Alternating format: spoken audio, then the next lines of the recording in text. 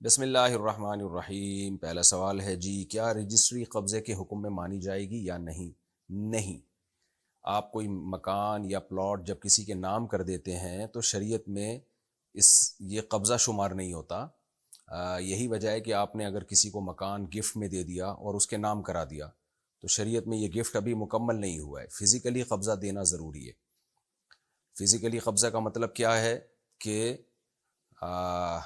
وہ مکان یا کوئی بھی چیز مشغول بملک الواہب نہ ہو، یعنی جس نے ہبہ کیا ہے اس کا اس پہ قبضہ نہ ہو۔ جیسے آپ نے کسی کو گھر دیا، سامان آپ کا پڑا ہوا ہے، تو یہ جو گھر ہے یہ مشغول ہے بملک الواہب، یعنی آپ کی ملکیت کے ساتھ مشغول ہے، یعنی سامان تو سارا آپ کا ہے تو آپ کی ملکیت اس کے اندر پڑی ہوئی ہے، تو وہ آپ کو خالی کرنا پڑے گا۔ تو فزیکلی قبضہ دیں گے، بے شک چند سیکنڈ کے لیے ہو، اس کے بعد جا کے مکان یا پلاٹ جو ہے کسی کا ہوتا ہے شرعی طور پر۔ پلاٹ میں قبضہ یہ ہے کہ آپ نے جگہ بتا دی اور ایک دفعہ وہ بندہ وہاں جا کے کھڑا ہو جائے، وہاں پہ دیکھ لے، یہ ہبہ، یہ گفٹ کہلائے گا۔ آج کل ان چیزوں کا لوگ خیال نہیں کرتے ہیں، مکان نام کر دیتے ہیں، مر جاتے ہیں، پھر جب مفتیان کرام سے رابطہ کرتے ہیں تو علماء کہتے ہیں بھائی اس میں تو وراثت جاری ہوگی، یہ قبضہ ہی نہیں مکمل ہوا۔ تو اس لیے قبضے کے مسائل علماء سے پوچھ کے ان چیزوں پر عمل کرنا چاہیے۔ مکان یا پلاٹ جب کسی کو دیں تو علماء سے پوچھ لیں کہ حضرت یہ ہم نے جو عمل کیا یہ قبضہ ہو گیا کہ نہیں ہو گیا، کیونکہ قبضہ ہونے نہ ہونے سے آگے مسائل پہ بہت فرق پڑتا ہے۔ رجسٹری اور نام تو لوگ ویسے بھی کر دیتے ہیں، بہت سے مکان آپ اپنے مختلف ناموں سے خریدتے ہیں، لیکن نیت یہی ہوتی ہے کہ میرے ہیں۔ لوگ ٹیکس سے بچنے کے لیے اور مسائل سے بچنے کے لیے بھی یہ کام کر رہے ہوتے ہیں۔ تو مکان نام کرنے سے کچھ نہیں ہوتا۔ نام نہ کیا، قبضہ دے دیا تو ہو جائے گا شرعی طور پر، نام کیا قبضہ نہیں دیا تو نہیں ہوگا۔ عورت کی ڈیلیوری کے وقت ہسپتال میں مرد ہوتے ہیں اور ڈاکٹر بھی مرد ہوتے ہیں، اس بارے میں بتائیں کیا یہ صحیح ہے؟ کہاں سے صحیح ہو گیا بھائی، ایک حیا کی بات ہے۔ بس بات یہی ہے کہ حیا جب ختم ہو جائے تو پھر جو چاہے کرو۔ ہم لوگ ہر چیزوں میں گوروں کے پیچھے پڑے ہوئے ہیں، بس کہ دیکھو وہ ان کے ہاں تو یہ حیا شیا چیزیں ہی نہیں ہیں، تو ان کا سسٹم سارا تباہ ہو گیا۔ الحیاء جزء من الایمان، ایک روایت میں آتا ہے کہ حیا جو ہے وہ ایمان کا حصہ ہے، ایمان کا جز ہے۔ جیسے طہارت ایمان کا حصہ ہے، پاکی صفائی ایمان کا حصہ ہے، ایسے ہی حیا بھی ایمان کا حصہ ہے۔ تو اس لیے یہ بہت بری حرکت ہے۔ کیا درزی سے کپڑے سلوانا جائز ہے؟ درزی سے ہی سلوائے جاتے ہیں آج کل، سب میں یہی رواج ہے۔ البتہ خواتین جو میل ٹیلر سے کپڑے سلواتی ہیں یہ حیا کے خلاف ہے، میں حرام ناجائز نہیں کہہ رہا، لیکن حیا کے بہرحال خلاف ہے۔ تو خواتین کو چاہیے کہ وہ خواتین ہی سے اپنے کپڑے سلوایا کریں۔ ناجب کمال کلکتہ انڈیا سے، کیا کسی بھی مسلک کے امام کے پیچھے نماز پڑھنا صحیح ہے؟ صحیح ہے، بشرطے کہ وہ توحید پرست ہو اور دین کے بنیادی عقیدوں کا انکار نہ کرتا ہو۔ توحید پرست کا مطلب یا رسول اللہ مدد، یا علی مدد یہ نعرے نہ لگاتا ہو، قبر پرست نہ ہو، قبروں سے دعائیں مانگنے کا قائل نہ ہو، نبی صلی اللہ علیہ وسلم کو ہر جگہ موجود، حاضر ناظر، مشکل کشا نہ سمجھتا ہو، یہ بنیادی عقیدے توحید۔ اسی طرح ختم نبوت کا منکر نہ ہو۔ تو یہ اگر بنیادی عقیدے اس کے درست ہیں تو پھر کسی کے پیچھے بھی نماز ہو جاتی ہے۔ البتہ اپنی مرضی سے امام جو ہے فاسق آدمی کو نہیں بنانا چاہیے، نیک لوگوں کو امام بنانا چاہیے۔ لیکن بہرحال کوئی بھی امام ہو اور عقیدہ اس کا بیسک بنیادی عقیدے جو اسلام کے ہیں وہ درست ہو تو اس کے پیچھے نماز ہو جاتی ہے۔ اگر کسی لڑکی کو زندگی بھر شادی نہ کرنی ہو اور اس کے گھر والے زبردستی اس کا رشتہ طے کر دیں تو اس صورت میں کیا کریں؟ اس کو چاہیے شادی کر لے۔ وہ یہ لڑکیاں اس طرح کے بے وقوفی کرتی ہیں کہ ہم نے شادی نہیں کرنی اور عمریں نکال رہی ہوتی ہیں، بعد میں ڈپریشن میں جا کے پورے خاندان کو ٹینشن دیتی ہیں، پریشان کرتی ہیں۔ تو یہ حماقت ہوتی ہے، اس لیے ماں باپ کو فکر ہوتی ہے، پھر وہ زبردستی شادی کرتے ہیں۔ اسلام میں زبردستی شادی جائز نہیں ہے، لیکن اس کا مطلب کیا ہے؟ اس کا مطلب یہ ہے کہ لڑکی کہیں اور کرنا چاہ رہی ہے، آپ زبردستی کسی اور سے کرا دیں اس کی، تو یہ مطلب ہے زبردستی جائز نہیں ہے۔ لیکن وہ کر ہی نہیں رہی کہ میں نے کرنی ہی نہیں ہے یا 10 سال بعد کرنی ہے، تو ماں باپ کو تو پتہ ہے کہ کل کیا ہوگا، اس کا بیڑا غرق ہو جائے گا اس کا۔ تو یہاں پھر ایسا نہیں ہے، یہاں پھر ماں باپ کو چاہیے کہ اس کو فورس کریں، اس کو سمجھائیں۔ زبردستی کا مطلب یہ نہیں کہ گن پوائنٹ پہ کرائیں اس کی شادی، لیکن اس کو سمجھائیں، اس کو فورس کریں۔ فورس کا مطلب ذہنی طور پر اس کو فورس کریں کہ بھئی آپ نے کرنی ہے یہ، کیونکہ یہ اگر نہیں ہوتا تو کل مسائل انہی کے لیے، ماں باپ کے لیے بھی بنے گی اور خاندان کے لیے بھی بنے گی، مسئلہ بنے گی، ڈپریشن میں جائے گی، اسٹریس میں جائے گی، اور پھر کہے گی کہ میری شادی کرا دو، کوئی رشتہ ہی نہیں آئے گا ڈھنگ کا۔ یہ بالکل ایسے ہی ہے جیسے بچہ کھانا ہی نہ کھا رہا ہو، 1 دن ہو گیا، 2 دن ہو گیا، تو گن پوائنٹ پہ کھانا کھلایا جائے گا نا اس کو، یا دوا نہ کھا رہا ہو تو، اور کہہ رہا ہو نہیں کھانا میں نے، تو اس کو جیسے ڈپریشن کے مریض ہوتے ہیں نا، بعض دفعہ میڈیسن نہیں لیتے ہیں تو زبردستی کھلائی جاتی ہے ان کو، انجیکشن لگا دیتے ہیں ڈاکٹر زبردستی کے، بھائی تمہاری رائے پہ چلو گے تمہاری ڈپریشن بڑھنے سے ٹینشن تو ہمیں ہوگی۔ تو بالکل جو ڈپریشن اور اسٹریس کے مریضوں کے ساتھ کیا جاتا ہے کہ ان کو زبردستی دوا پلائی جاتی ہے، کیونکہ آپ نے نہیں پلائی دوا، ان کی رائے پہ چھوڑ دیا، وہ تو کہہ رہے ہیں کہ ہم نے نہیں میڈیسن لینی، ہم نے نہیں ٹیکا لگوانا، ہم نے نہیں علاج کرنا، تو ان پہ چھوڑ دو آپ، تو کل جب ان کی ڈپریشن بڑھے گی تو وہ ان کی نہیں بڑھے گی، پورے خاندان کی ڈپریشن بڑھائیں گے، وہ سب پھر ایڈمٹ ہو جائیں گے ہاسپٹل میں تھوڑے دنوں میں جا کے۔ تو اس لیے جو چیزیں بالکل بدیہی ہوتی ہیں اس میں خاندان والے دباؤ ڈالتے ہیں، اور ان کو چاہیے کہ دباؤ ڈالیں وہ۔ تو جیسے علاج کروانا، اگر آپ کو کوئی بیماری ہے اور پتہ ہے سب کو کہ یہ علاج کرائے گا تو ٹھیک ہو جائے گا، اور آپ پھر بھی علاج نہ کرا رہے ہو، تو پھر زبردستی علاج کرایا جاتا ہے۔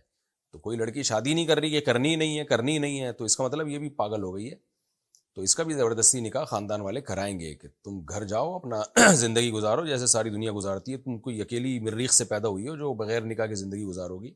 ہاں غیر مسلموں میں یہ چیزیں نہیں ہیں، وہ ان کے یہاں بغیر شادی کے بھی زندگی گزارتے ہیں، لیکن ان کے یہاں تو بغیر شادی کے اس لیے پھر ان کے بوائے فرینڈ کے بڑے سیٹ اپ ہوتے ہیں ان کے یہاں، اور پھر وہ جو کچھ کر رہے ہوتے ہیں وہ پھر میں زیادہ ڈیٹیل میں نہیں جاتا، وہ سب کو پتہ ہی ہے کیا ہو رہا ہے، لیکن مسلمان خاندان میں ایسا نہیں ہو سکتا۔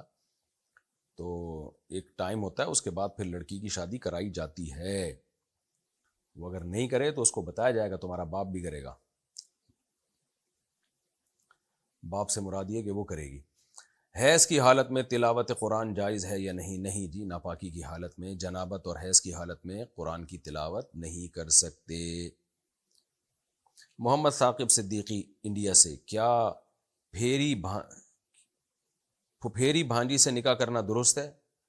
پھپھیری بھانجی کیا ہوتا ہے؟ میرا خیال ہے پھپھو کی بیٹی، ہاں اس سے نکاح کرنا درست ہے۔ جب پھپھو کی بیٹی سے نکاح جائز ہے تو بیٹی کی بیٹی سے بھی جائز ہے۔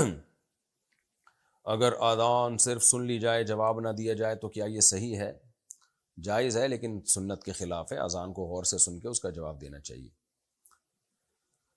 اچھا بھائی، اویس کشمیر سے، کیا لڑکا اور لڑکی کا نام دیکھ کر شادی کرنی چاہیے؟ میری منگنی ہو گئی ہے، اب گھر والے کہتے ہیں لڑکی کا نام بدل دو، کیا یہ صحیح ہے؟ نا نا نا نا نا، لڑکا لڑکی کا نام دیکھ کے نہیں، شکل دیکھ کے اور اخلاق دیکھ کے شادی کرنی چاہیے، نام کچھ بھی ہو۔ نام اگر بد اخلاق خان ہو لیکن ہے اخلاق والا تو وہ اس آدمی سے اچھا ہے جو بد اخلاق ہو اور نام اخلاق خان رکھا ہوا اس نے۔ تو شکل دیکھیں اور اخلاق دیکھیں، نام دیکھنے کی ضرورت نہیں ہے۔ محمد عاشق، بلی کے جھوٹے پانی سے استنجا کرنا کیسا ہے؟ بلی اکثر لوٹے سے پانی پیتی ہے، اس کے کیا حکم ہے؟ بلی کا جھوٹا پاک ہوتا ہے، وضو بھی کر سکتے ہیں اس سے، تو استنجا کیوں نہیں کر سکتے؟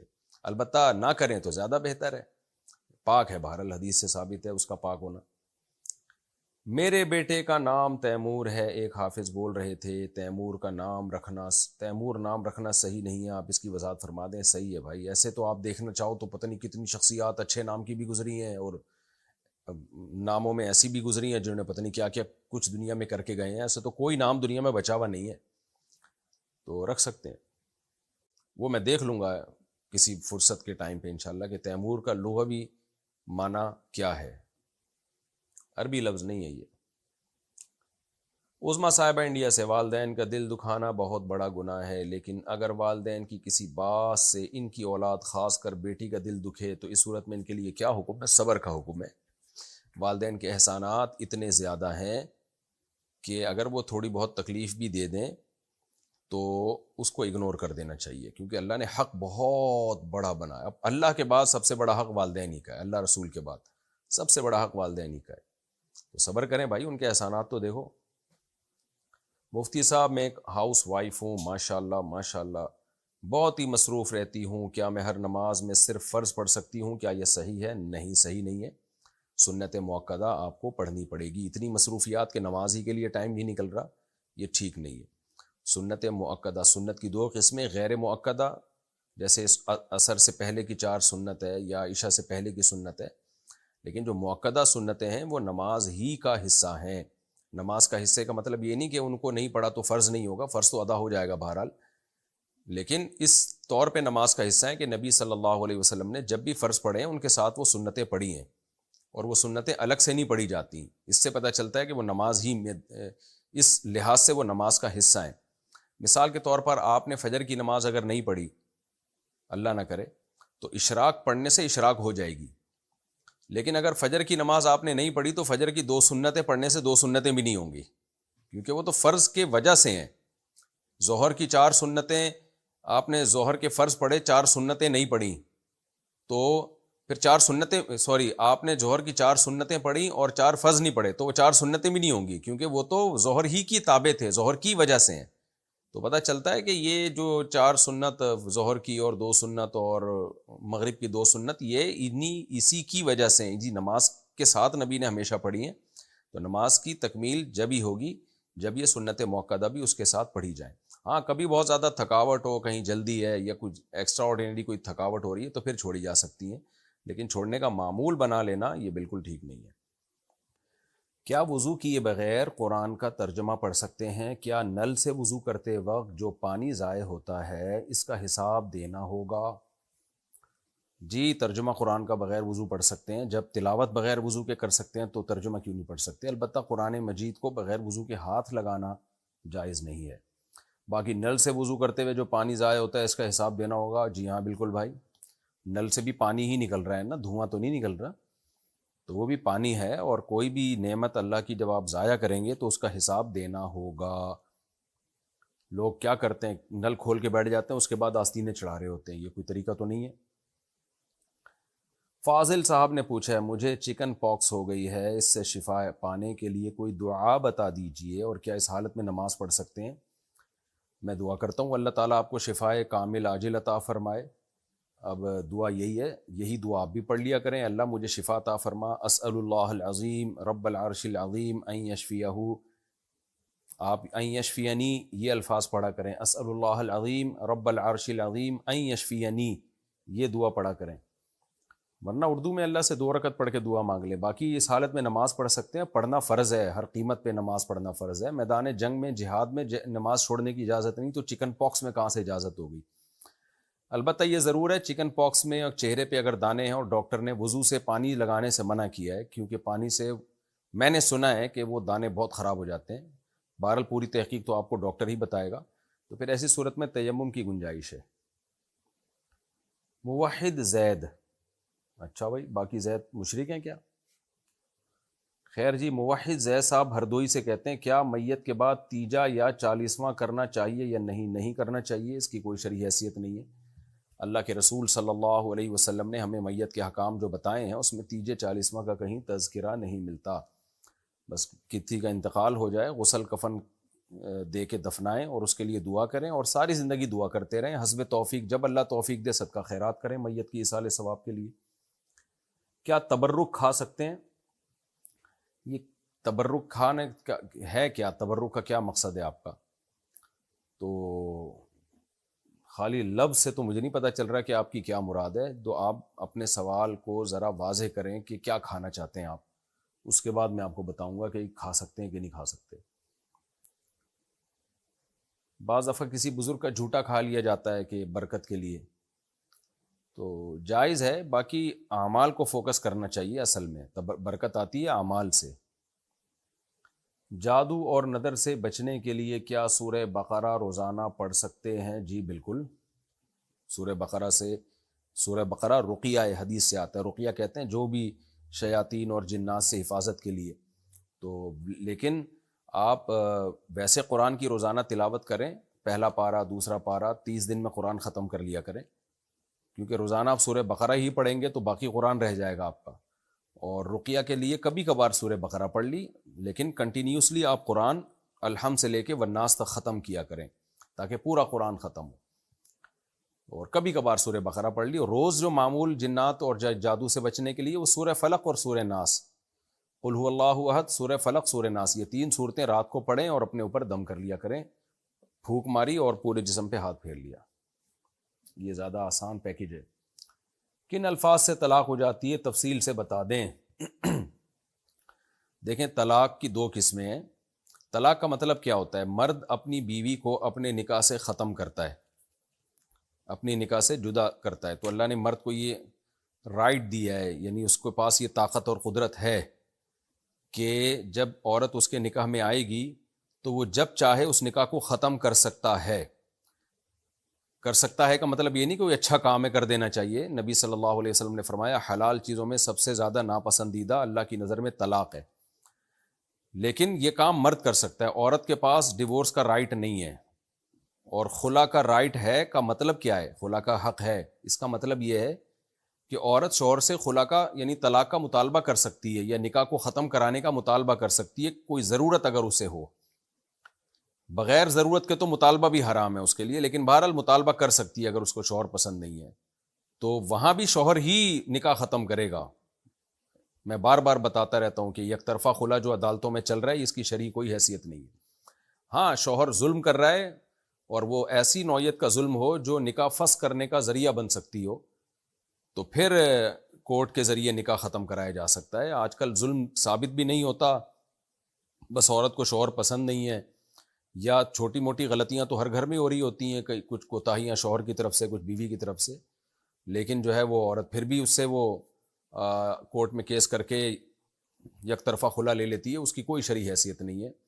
چاروں اماموں کے نزدیک وہ خلا باطل ہے، قرآن و سنت کے مطابق وہ خلا باطل ہے. چاروں اماموں نے اس لیے کہا ہے کہ قرآن و سنت میں اس والے خلا کا جو آج کل چل رہا ہے اس کی کوئی حیثیت نہیں ہے. اس پہ میں تفصیلی کلپ ریکارڈ کروا چکا ہوں، دلائل سے بہت کچھ کہہ چکا ہوں اس پہ میں. تو مرد کو اللہ نے یہ رائٹ دیا ہے کہ طاقت دی ہے کہ وہ جب چاہے نکاح ختم کر سکتا ہے. تو دو طرح کے الفاظ ہیں. ایک تو وہ الفاظ ہیں نکاح ختم کرنے کے جو کسی سوسائٹی میں اس کا مطلب نکاح ختم کرنا ہی ہو، جیسے انگلش میں ڈیورس کا لفظ ہے، اس کا سیدھا سیدھا مطلب ہی یہی ہے کہ نکاح ختم کر رہا ہوں. اردو اور عربی میں طلاق کا لفظ ہے، اس کا مطلب ہی یہی ہے کہ نکاح ختم کر رہا ہوں. تو ایسے الفاظ کو طلاق کے بارے میں صریح الفاظ کہا جاتا ہے. صریح کا مطلب کہ ان کا اب عرف میں یا اس زبان میں یا کلچر میں نکاح ختم کرنے کے علاوہ کوئی اور مطلب ہے ہی نہیں. تو ایسا لفظ جب بھی استعمال کیا جائے گا تو شریعت نے ہمیں ایک اصول بتایا، قرآن سے ثابت ہے، الطلاق مرتان، کہ الطلاق مرتان کا پورا ترجمہ کیا ہوگا کہ وہ الفاظ جو کسی زبان میں نکاح ختم کرنے ہی کے لیے استعمال ہوتے ہیں وہ الفاظ تم 2 دفعہ استعمال کر سکتے ہو. تو 2 دفعہ استعمال کے بعد تمہیں یہ رائٹ ہے کہ چاہو تو رجوع کر لو، چاہو تو چھوڑ دو. تو الطلاق کا مطلب طلاق نہیں ہے، اس میں ڈیورس کا لفظ بھی آ گیا، حالانکہ وہ تو طلاق کا لفظ نہیں ہے. تو طلاق چونکہ عربوں میں نکاح ختم کرنے کے علاوہ کسی اور معنی میں استعمال ہی نہیں ہوتی تھی جب بیوی کی طرف وہ نسبت کرتے تھے. تو یہاں الطلاق مرتان کا مطلب قرآن میں کیا ہوگا کہ اب میں اس کا وہ ترجمہ کر رہا ہوں جو اس کا اصل مفہوم ہے. الطلاق مرتان وہ لفظ جو کسی زبان میں نکاح ختم کرنے کے علاوہ کسی اور معنی میں یوز ہی نہیں ہوتا، وہ لفظ تم 2 دفعہ استعمال کر سکتے ہو. فَإِمْسَاكُمْ بِمَعْرُوفٍ أَوْ تَسْرِيحٌ بِإِحْسَانٍ. تو 2 دفعہ استعمال کرنے کے بعد تمہیں یہ رائٹ ہے کہ تم رجوع بھی کر سکتے ہو اور چاہو تو چھوڑ بھی سکتے ہو. اور اگر تیسری دفعہ یہ لفظ یوز کر لیا فَإِن طَلَّقَهَا، اگر تیسری دفعہ یہ لفظ یوز کر لیا، کون سا لفظ جو کسی زبان میں نکاح ختم کرنے کے علاوہ کسی اور معنی میں یوز ہی نہیں ہوتا، تو تیسری دفعہ اللہ کہتے ہیں اگر وہ لفظ تمہیں استعمال کر لیا تو پھر یہ عورت تمہارے لیے حلال نہیں ہے جب تک کہ یہ کہیں اور نکاح نہ کر لے. چاہے تو پھر اسی کے ساتھ زندگی گزار لے، اور اگر وہ چھوڑ دے تو عدت کے بعد پھر پہلے شوہر کے پاس آ سکتی ہے. اس کو کہتے ہیں صریح طلاق. دوسری طلاق ہوتی ہے کنایا. کنایا کا مطلب ہوتا ہے کہ آپ کوئی ایسا لفظ بیوی کو اپنے نکاح سے دور کرنے کے لیے، نکاح ختم کرنے کے لیے آپ استعمال کرتے ہیں جس کے 2 مطلب نکلتے ہیں. ایک مطلب تو یہ نکلتا ہے کہ شاید آپ نکاح ختم کرنا چاہ رہے ہیں، دوسرا مطلب کچھ اور بھی نکل سکتا ہے اس کا. تو ان الفاظ کو کہا جاتا ہے کنایا. تو ان کنایا الفاظ ہیں جیسے آج سے میرا تیرا تعلق ختم. اب بھائی تعلق ختم تو دونوں کیا مطلب، نکاح کا تعلق ختم ہے یا ویسے ہی تعلق ختم بھی لوگ کہہ رہے ہوتے ہیں کہ بھئی تمہارا میرا تعلق ہی نہیں ہے. تو ایسے موقع پہ پھر شوہر سے نیت پوچھی جائے گی یا دیکھا جائے گا کہ مذاکرہ طلاق، یعنی بات طلاق کی چل رہی تھی، بیوی نے طلاق مانگی تھی اور اس کے جواب میں اس نے یہ الفاظ کہے ہیں، تو واضح قرینہ موجود ہو جس سے پتہ چل رہا ہو کہ اس کی نیت طلاق کے علاوہ کچھ تھی نہیں، تو بھی طلاق واقع ہو جائے گی. اور اگر اس کی واضح قرینہ تو نہ ہو لیکن یہ خود دعویٰ کرے کہ میری نیت طلاق کی تھی تو بھی طلاق واقع ہو جائے گی. تو ایسے کنایہ الفاظ کی بھی پھر دو قسمیں ہیں. ایک تو وہ کنایہ الفاظ ہیں کہ اس لفظ سے ہی پتہ چلتا ہے کہ یہ نکاح کا رشتہ ختم کر رہا ہے, اور ایک یہ ہے کہ اس لفظ سے تو پتہ نہیں چل رہا لیکن اس کے جملے کو, اس کے کلام کو ٹھیک ماننے کے لیے ہمیں یہ ماننا پڑے گا کہ اس سے پہلے طلاق کا لفظ فرض کیا جائے. مثال سے بات انشاءاللہ سمجھ میں آ جائے گی. ویسے ہی تو یہ دینی مدارس کے طلبہ کے لیے لیکچر ہے, لیکن آج کل مجتہدین بہت مارکیٹ میں آ رہے ہیں اور فتوے ہر جگہ سے چل رہے ہیں, تو اس لیے تھوڑا تھوڑا قوم کو اویئر کرنا ضروری ہو جاتا ہے.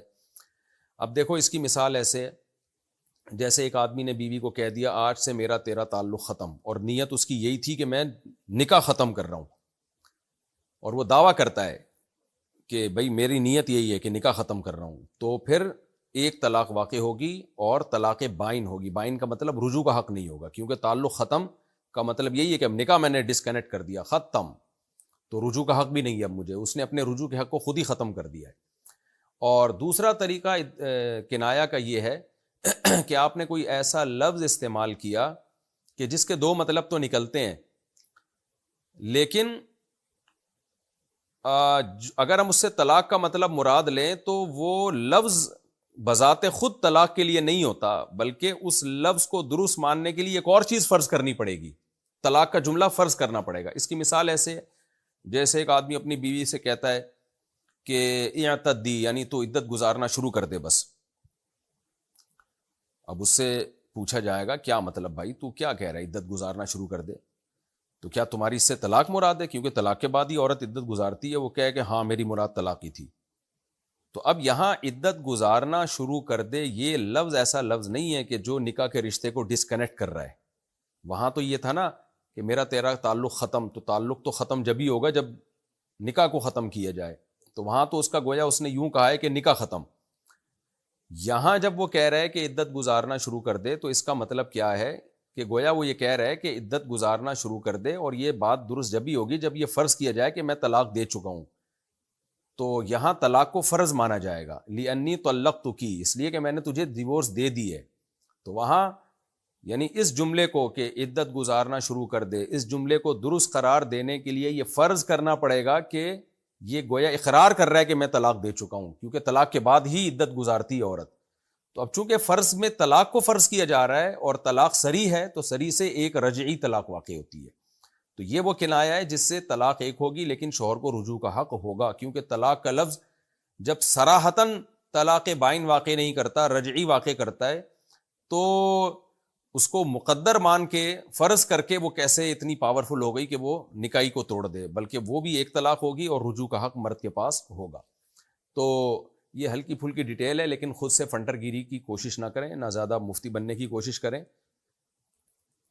زبانوں کو کنٹرول کریں, زبان سے صریح طلاق نہ نکالا کریں, اور کنایہ طلاق میں وہم میں بھی نہ جائیں. کنایہ طلاق جب دیتے ہیں تو نیت ہوتی ہے تو طلاق واقع ہوتی ہے, اس کے بغیر نہیں ہوتی, تو لوگ وہمی بن جاتے ہیں.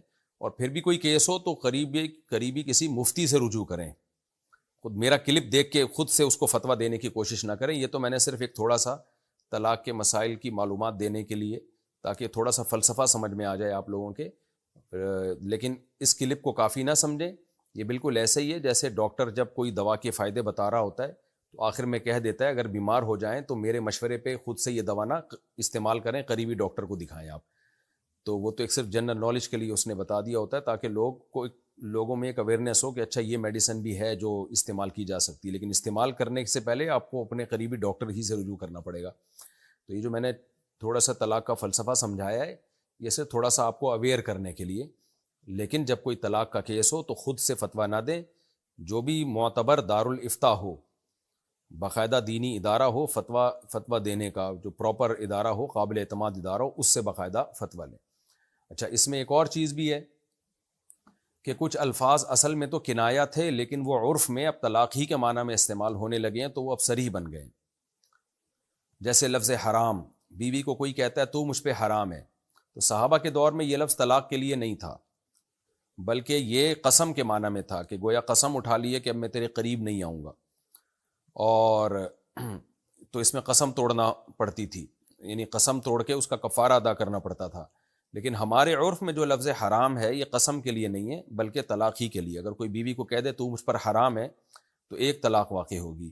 اور حرام کے لفظ میں چونکہ گاڑھا پن بہت ہے، شدت بہت ہے، تو اس سے طلاق بھی ایک ہوگی، لیکن وہ ہوگی بھی رجعی نہیں ہوگی بلکہ نکاح ٹوٹ جائے گا. اس وجہ سے کوئی اگر اپنی بیوی کو کہہ دیتا ہے نا تو مجھ پہ حرام ہے، تو ایک طلاق سے نکاح ختم ہو جائے گا. اچھا بھائی، آزاد کے لفظ میں کیا ہوتا ہے؟ آزاد کے لفظ بھی کچھ مواقع ایسے ہیں جن میں آزاد سے طلاق ہی مراد ہوتی ہے، اور کچھ مواقع ایسے ہیں جن میں لفظ آزاد استعمال کرنا کنایہ میں داخل ہو جائے گا. جیسے اگر کوئی اپنی بیوی کو کہتا ہے تو میرے نکاح سے آزاد ہے، تو یہاں تو صاف صاف طلاق ہی مطلب ہے، تو یہاں ایک طلاق رجعی واقع ہو جائے گی، کیونکہ آزاد کا لفظ اب عرف میں ایسے موقع پہ نکاح ختم کرنے ہی کے لیے استعمال ہوتا ہے. تو یہ صریح طلاق بن گیا ہے، میرے نکاح سے آزاد ہے یا تو مجھ سے آزاد ہے، ایسے موقع پہ کوئی کہہ دے. اور اگر مطلق آزاد کا لفظ استعمال کرتا ہے، جا تو آزاد ہے، تو یہاں بیسیوں مطلب ہیں بھائی. جا تو ہو سکتا ہے کہہ رہا ہو کام کاج سے آزاد ہے، یا تو میری پابندیوں سے آزاد ہے. تو اس لیے لفظ آزاد کا استعمال جب بھی استعمال ہوگا تو فوراً طلاق کا فتویٰ نہیں دیا جائے گا اس میں، بلکہ اس میں دیکھا جائے گا. کیونکہ ہمارے اردو فتووں میں بعض علماء نے لکھا ہوا ہے، بعض ماضی کے علماء نے، کہ لفظ آزاد جب بیوی کے لیے استعمال ہوگا تو اس سے طلاق ہی واقع ہوگی. خوب سمجھ لیں یہ اس زمانے کے عرف کے لحاظ سے لکھا ہے. ماضی قریب میں یہ عرف بن چکا تھا کہ جب کوئی اپنی بیوی کو کہتا تو آزاد ہے تو اس سے طلاق ہی مراد ہوتی تھی. لیکن ہمارا عرف اب یہ نہیں ہے. لوگ لفظ آزاد بیسیوں معنی میں استعمال کر رہے ہوتے ہیں.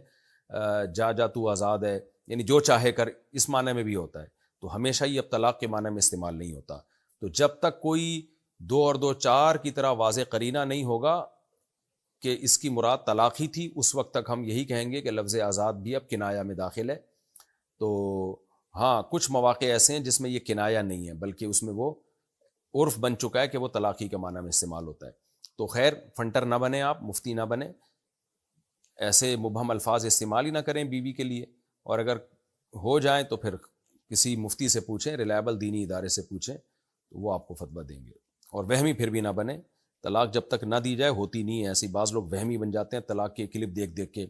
تو میں نے تو اس دن بیوی کو یوں بول دیا تھا کہ جاؤ، تو لفظ جاؤ سے کہیں طلاق تو نہیں ہو گئی، کیونکہ جاؤ کا مطلب دفع ہو جاؤ، تو دفع کا مطلب تو نکاح. تو پاگل ہو جاتے ہیں، دماغی مریض بن جاتے ہیں، خود بھی بنتے ہیں ہمیں بھی بناتے ہیں پھر وہ.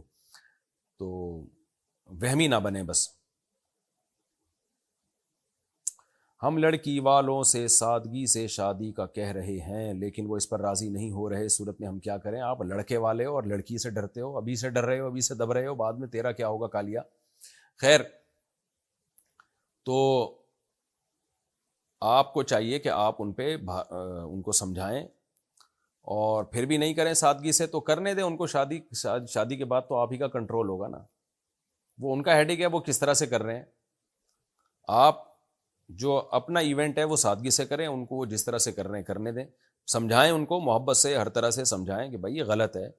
نہ مانیں تو شادی بیاہ کی جو رسومات ہیں ان میں اگر ناچ گانا ہو رہا ہے تو پھر تو آپ کے لیے جانا ٹھیک نہیں ہے، اس میں جائز نہیں ہے. اس کا پھر بائیکاٹ کرنا پڑے گا. بھائی یہ ڈانس ماس کا پروگرام کیا کر لیا آپ لوگوں نے. کیا فرض نماز میں سجدہ سہو کر سکتے ہیں؟ کیوں نہیں کر سکتے میرے بھائی؟ فرض نماز بھی تو فرض ہی ہے. اگر سجدہ سہو واجب ہوا ہے تو کریں، بلا وجہ نہ کریں.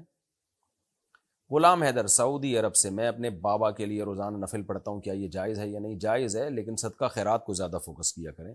اللہ آپ کے والد کی مغفرت فرمائے، ان کے درجات کو اللہ تعالیٰ بلند فرمائے.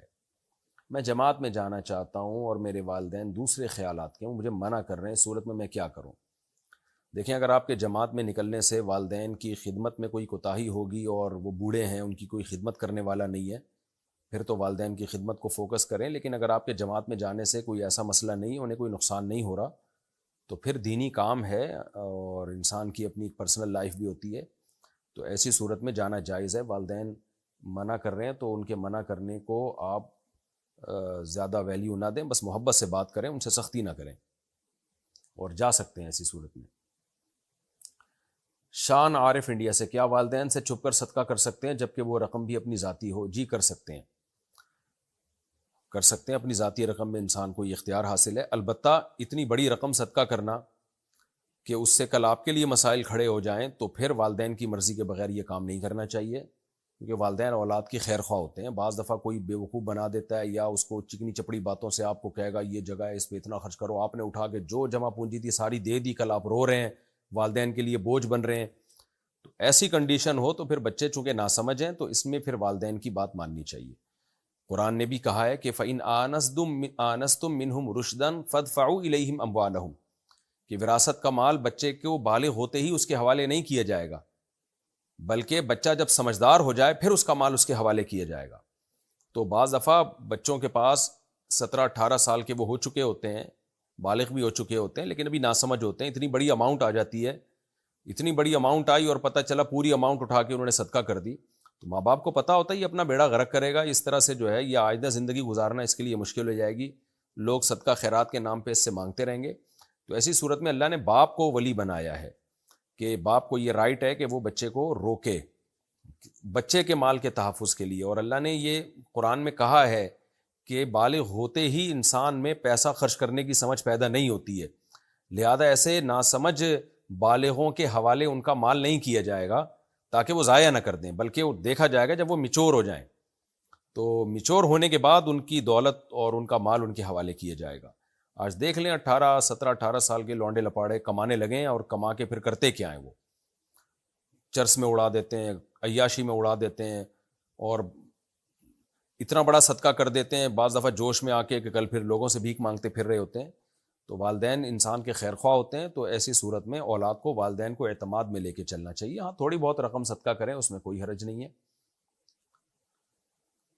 اور یا والدین ہی بیچارے دیندار ہی نہ ہوں، وہ صدقہ خیرات ہی کو ناجائز سمجھتے ہوں، تو ایک الگ بات ہے۔